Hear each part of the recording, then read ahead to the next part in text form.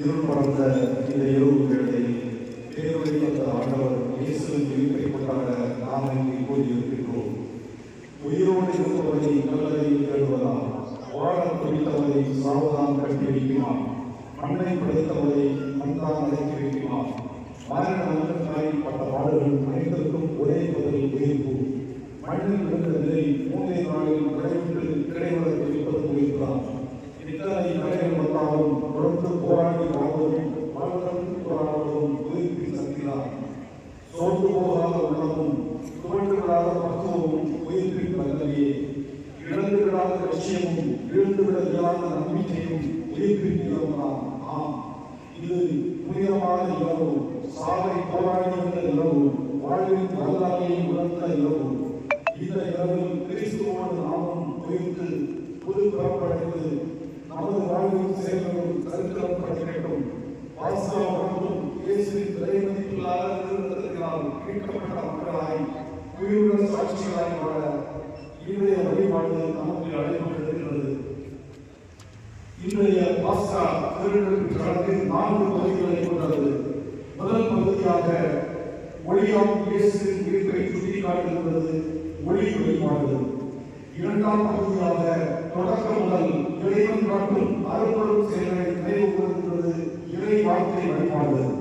மூன்றாம் பகுதியாக இதிலிருந்து ஒளி உயிர்த்த இயேசுவை திருமுழுக்கு கிடைக்கப்பெற்று புதிய மனிதர்களாய் புறப்பட அழைக்கிறது திருமுழுக்கு வழிபாடு. நான்காம் பகுதி ஆண் வருவதை அவரது வாழ்வையும் மரணத்தையும் உயிர்ப்பையும் அறிக்கையிட அழைக்கிறது நற்கருணை வழிபாடு. இன்றைய அனைத்து வழிபாடுகளிலும் நாம் அனைவரும் பக்தியோடும் ஆர்வத்தோடும் பங்கேற்போம்.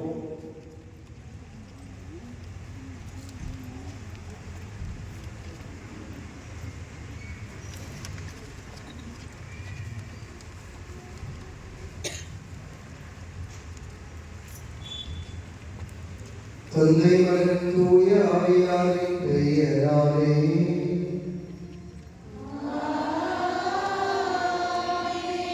நம் ஆண்டவராகிய இயேசு கிறிஸ்துவின் அருளும் கடவுளின் அன்பும் தூய ஆவியாரின் தோழமை நம் அனைவரோடு இன்று இருப்பதாக.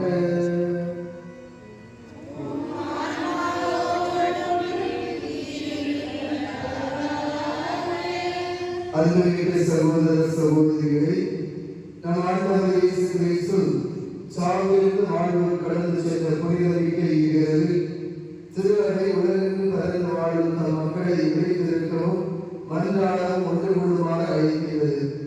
இவ்வாறு இறைவார்த்தையை கேட்கும் அவருடைய வருகைகளை கொண்டாடி அவருடைய பாஸ்காவை நாம் நினைவு கூர்ந்தால் சாவியை அவர்களுடைய வெற்றியில் நாமும் பங்கு பெறுவோமாக. அவரோடு இறைவில் வாழ்வோம் என்ற எதிர்நோக்கை கொண்டிருப்போம்.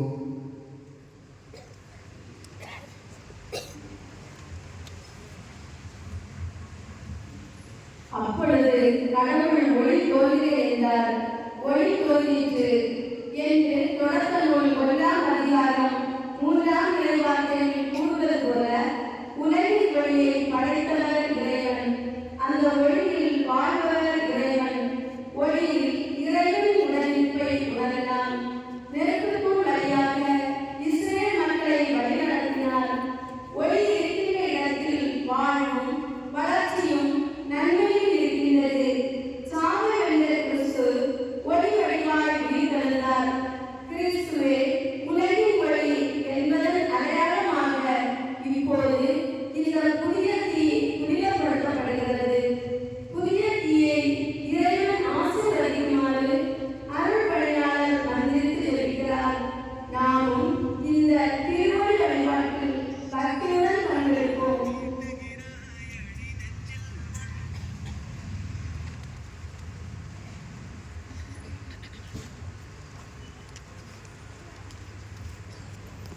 மன்றாடுவோமாக. இறைவா, உம் திருமகன் வழியாக நம்பிக்கையாளர் மீது உமது ஆட்சியின் பேரொளி சுடர்விடச் செய்தீர். இந்த புதிய தீயை புனிதப்படுத்தியது. இவ்வாறு பாஸ்கா திருவிழா வழியாக விண்ணகத்தின் மீது கொண்ட ஆவலால் நாங்கள் பற்றி எறிவோமாக. அதனால் தூய்மையான உள்ளத்தோடு முடிவெல்லாம் ஆட்சியின் விழாவுக்கு வந்து சேரும் வருகை வருவோமாக. எங்கள் ஆண்டவராகிய கிறிஸ்து வழியாக மன்றாடுகின்றோம்.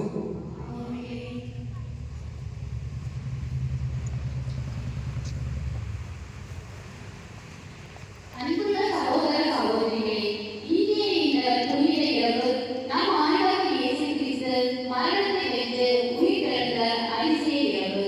பாஸ்கா என்றால் கடந்து போதல் என்று பொருள். சாவை கடந்து உயிர் பெற்ற இயேசுவை கொண்டு நம்முடைய பாவ இயல்புகளை களைந்து புது வாழ்வு பெற நமக்கு அழைப்பு தருகிறது இந்த இரவு. பாஸ்கா திதி கிறிஸ்துவின் உயிர்த்தெழுதலை குறிக்கும் ஒளி சின்னமாகும். இது மரணத்தையும் பாவத்தையும் கடந்து நம்மை புதிய வாழ்வுக்கு அழைக்கும் ஒளியாகும். இந்த ஒளி நமக்குள் வளர்கின்ற நம்பிக்கையின் ஒளி, இருளையும் ஏமாற்றத்தையும் வழிகாட்டும் தூய ஒளி. கிறிஸ்துவை பின்பற்றி வாழும் நாமும் பாஸ்கா திதியை புனிதப்படுத்தும் திருநிகழ்வில் பக்தியோடு பங்கு கொள்வோம். கிறிஸ்துவின் ஒளியில் வழிகாட்டுதலில் தூயவராய் புதுவாழ் வேண்டுவோம்.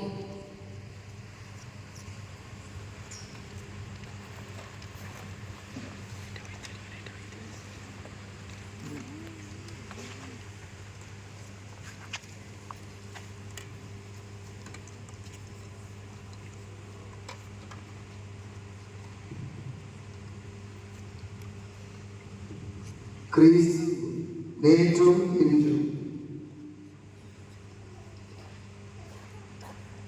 முதலும் முடிவும் அகரமும் நகரமும்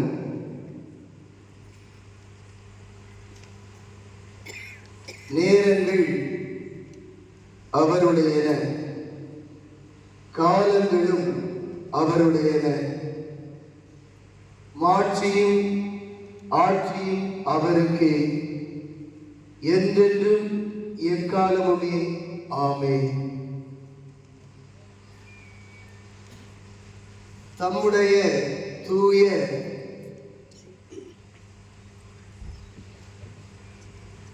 மாட்சிக்குரிய காயங்களால்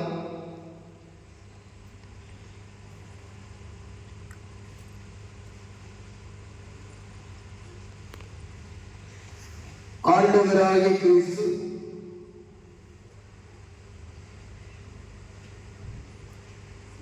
நம்மை தேடி காத்து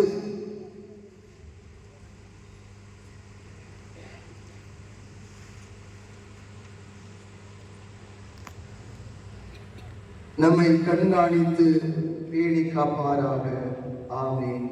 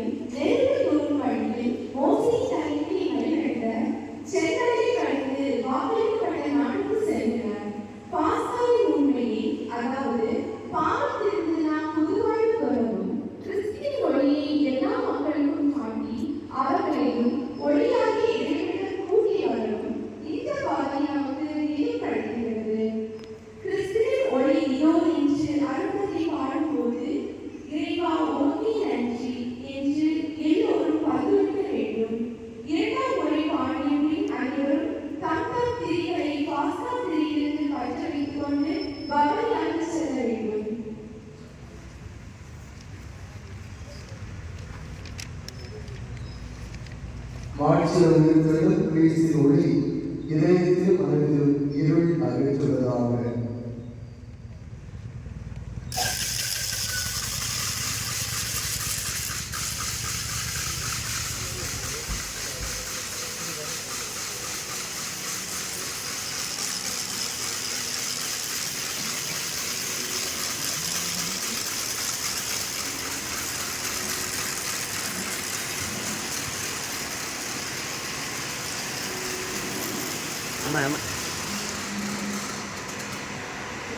கிறிஸ்துவின் மொழிதோ